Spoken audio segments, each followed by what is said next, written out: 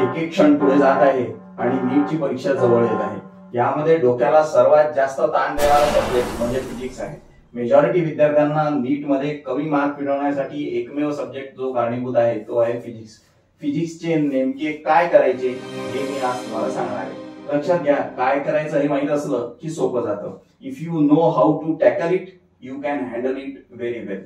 मी आज तुम्हाला 3 ऍक्शनेबल टिप्स देणार आहे ज्यांच्यामुळे नीट परीक्षेला कमी वेळ उरला असला तरी तुम्हाला फिजिक्सचा वापर करून नीट स्कोअर तुम्ही वाढवू शकता। तुम्हाला फिजिक्सची भीती वाटते किंवा ते जमत नाही याचा अर्थ फिजिक्सची आणि तुमची वेव्हलेंथ जमत नाही असं म्हणायला आपल्याला काही हरकत नाही। तुमचा जो माइंडसेट आहे तो फिजिक्सला अकोमोडेट करू शकत नाहीये। तुमचा हा माइंडसेट मागच्या 10 वर्षात तयार झालेला आहे। असा फिजिक्स विरोधी माइंडसेट का तयार झाला असेल? कुठले फॅक्टर्स माइंडसेट घडवतात? तर तुमचे शिक्षक, मित्र, जी पुस्तके तुम्ही वाचता, सोशल मीडिया, घरातले काही फॅक्टर्स असतात, अनुवंशिकता असते, असे अनेक फॅक्टर्स माइंडसेटला आकार देत असतात। जो माइंडसेट गेल्या एका दशकामध्ये तयार झाला, 10 वर्षांमध्ये तयार झाला, तो तुम्ही पटकन जादू झाल्यासारखा बदलू शकत नाही।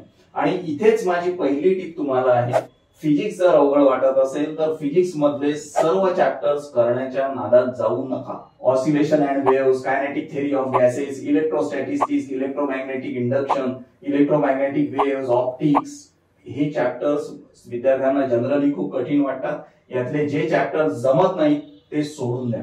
थोडंसं वाचून बघू, जे आलं ते असा विचार करू नका। नीट परीक्षेत निगेटिव्ह मार्किंग आहे, जेवढं बायोलॉजी मध्ये कमवाल तेवढं फिजिक्स मध्ये गमवाल, त्यामुळे तसं करू नका। फिजिक्स मधले सिलेक्टेड चॅप्टर्स करा। विशेषतः काही चॅप्टर्स मधल्या कन्सेप्ट तुम्ही 8, 9 स्टँडर्ड पासून हाताळत आहात। उदाहरणार्थ measurements, laws of motion, work, energy and power, अशा प्रकारचे जे चॅप्टर्स आहेत ज्यांच्यावर तुमचा जम ऑलरेडी बसलेला आहे ते करा। जे चॅप्टर्स तुमचे आधी झालेले नाहीयेत आता ते नव्याने 0 पासून सुरुवात करू नका, कारण वेळ कमी आहे आणि तुम्हाला त्याच्यावर होल्ड यायला खूप वेळ लागतो, तेवढा वेळ तुमच्याजवळ नाहीये।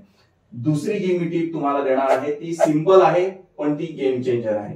ती म्हणजे जे येतं ते रिवाइज करण्यावर भर द्या। जे अवघड जातं किंवा आतापर्यंत केलेलं नाही त्याच्या मागे जाऊ नका। हातातलं सोडून पडद्याच्या मागे जाऊ नका, कारण तुमच्याजवळ टाइम लिमिटेड आहे। तो तुम्ही कुठल्या गोष्टीला कसा अलोकेट करता याच्यावर रिझल्ट अवलंबून असणार आहे। जे येतं ते रिवाइज करून आणखी पक्क करा। त्यातून क्वेश्चन जर आले तर 100% तुमचा फायदा होईल।